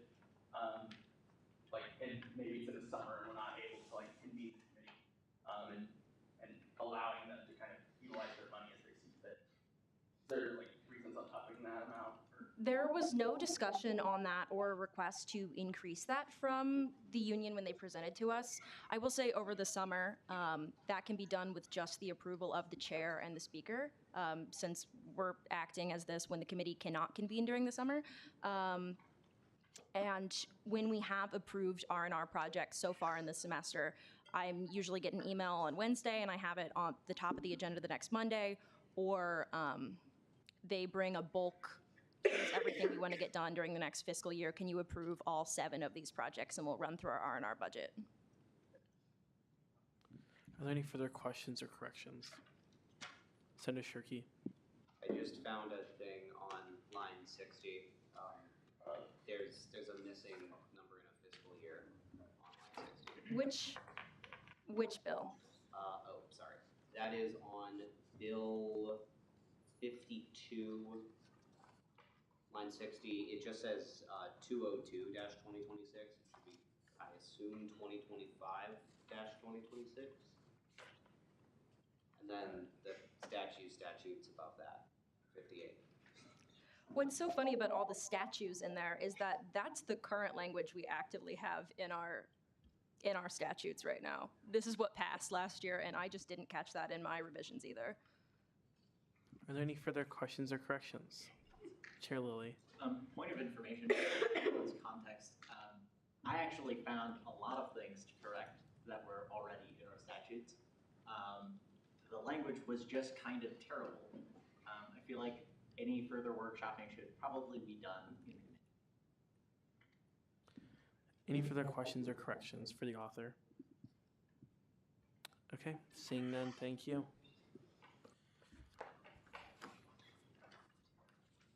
With that, we will go into introduction of Bill 242537, FY26 allocation of sports club funds. Is there a motion to consider? Chair Strong. Consider Bill 37. Second. Is there an objection? The author will please come forward. Chair Lilly, I move to allow the author to summarize. Second. is there an objection? Okay, it has been moved, seconded, and objected to allow the author to summarize. If you are in favor of allowing the author to summarize on Bill 37, please raise your placards now. Proxies raised too. Okay, and you can lower them. All opposed, same sign. Okay, you can lower them. And are there any abstentions? The author may summarize. All right, well, the committee met on October 27th, and we heard all of the sports club allocations. We heard 24 clubs. We got requested $343,445.86, which is 524.59% of our budget. If you look below, you can see the requested and recommended amounts for each club. That should be an increase about 5 clubs from last year. And yeah, so after that, it'd be being enacted that the $65,470 be distributed to the sports clubs and their respective accounts. So, yeah. Any questions on that? Senator Glasscock. Would you be able to describe the reason behind the $4,000 given to the men's lacrosse club? We decided basically all of the sports clubs based on financial need, the fundraising, their recent success, and as well as their presentation that they gave. Lacrosse has always demonstrated that they're very expensive. Like they have a lot of very high fees. Also, they were successful fairly recently, so I'd say that definitely played into it. Are there any other questions or corrections? Senator Griffith. During the process, in the whereas clause, it states that over 500% of the total budget was requested for. During the period where you're asking clubs to apply, have you made any mention of the fact that you only have $65,000 to allocate and that they should possibly temper their requests? Not really, because I just totaled it when I closed the application. I knew that we were like vastly over requested. We have in the past, maybe not to this extent, but that's kind of usual. Some of these clubs, ask for things that they think we can fund, and some of them request their whole budget, and you can see that reflected with what we recommended. Also, there's no lines. Like, there's no line numbers on this, so that would be a correction. Elections Commissioner Kermer. Do you find the $65,470 budget to be adequate enough? No, it is not adequate. Any further questions or corrections for the author? Senator Owen. Question, did the committee go into this looking at these budgets, assuming that some of these clubs are over requesting, knowing that you're not gonna give them the full? Yeah, I mean, and not only that, there were definitely a few clubs, I can't exactly remember which one in particular, there were definitely a few that demonstrated that they didn't really need all of what they requested. They had given us their full budget, so for a lot of those, we definitely cut down and basically gave them the difference between their expenses and what they expected to bring in. But yeah, no, definitely no one got really near, or shouldn't have gotten near what they fully requested, unless the committee felt like it was, pretty reasonable. Senator Shurhey. So then, there's a question for that a whole chamber probably needs to know, which is admitting the fact that some organizations will request their full budget knowing that they have other sources of funding. And so the whereas with the 524.59%, that's probably a little bit exaggerated of what the actual market demand is. Do you know what the actual market demand is? Is there any way you can determine that? No, not really. I mean, it's hard to say. I mean, but 524% is pretty high. Like, it'd be different if it was only like 200% or so. But. Senator Glasscock, did you have a question? It was a point of information, just that generally the secretaries in the past have asked specifically for an overestimate or a full budget, just for the sake of having all of that information, as opposed to everything that they might need, just so that they don't temper their expectations too much. Because in the past, some teams have come in with to temper their expectations and then are not be able to be given the money that they might need. So. Excellent. Are there any further questions or corrections? Okay, seeing none, thank you.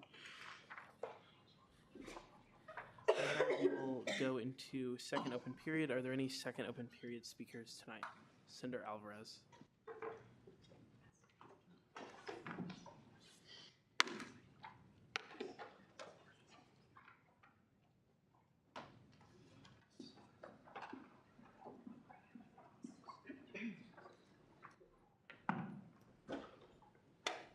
Hey guys, I'll keep this short. I just wanted to talk about KS Unite.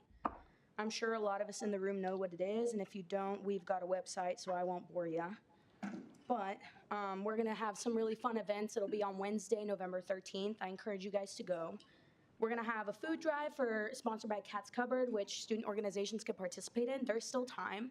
If we want to be a part of the food drive, we would just have to sign up. Winner, whoever brings the most cans, student organization that does so, gets a pizza and bowling party for free at the bowling alley.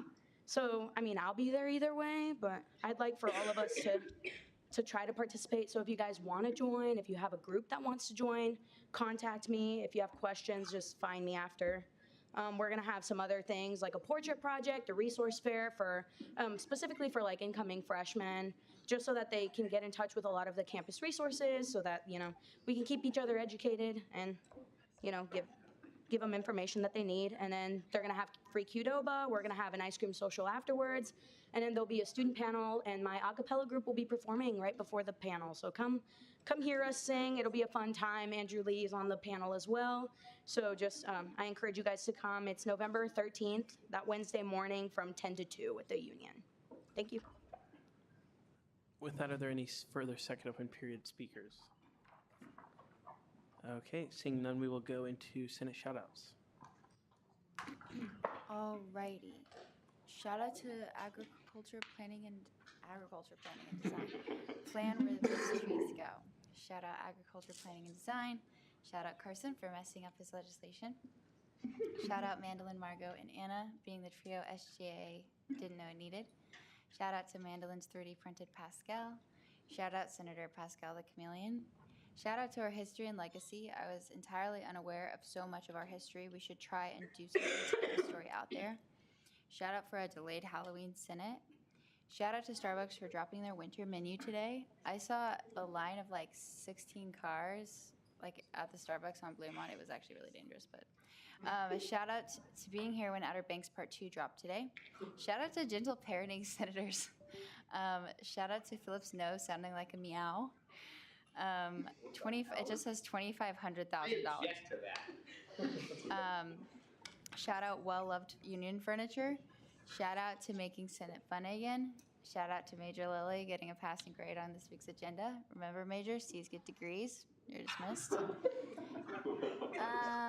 Shout out to the Student Services Fee Committee for their amazing work on the Union Review over the past 6 weeks. I'm so proud of all of you, and thank you for your hard work.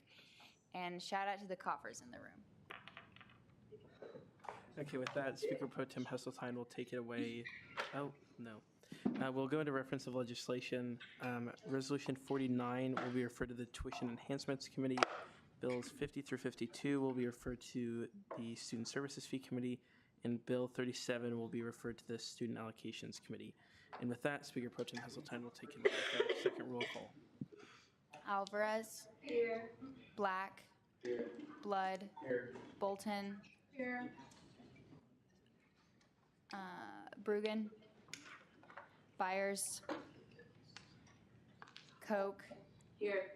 Edgar. Here. Erickson.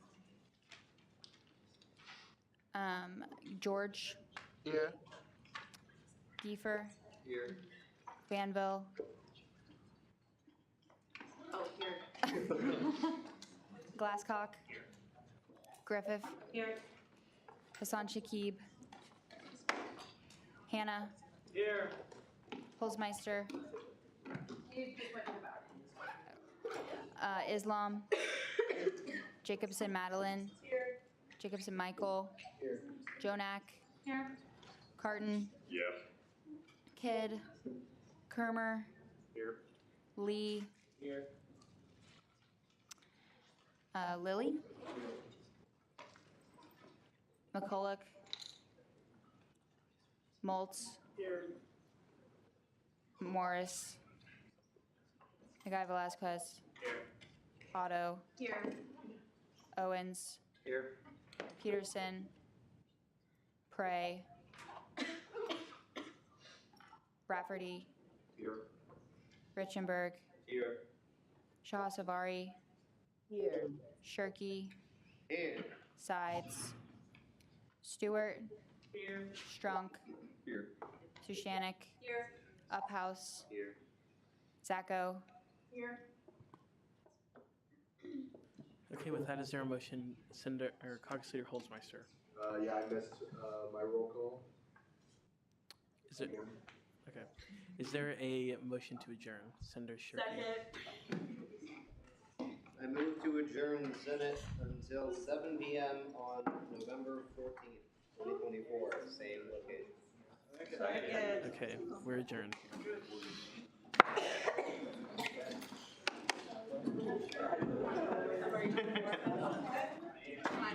Yeah.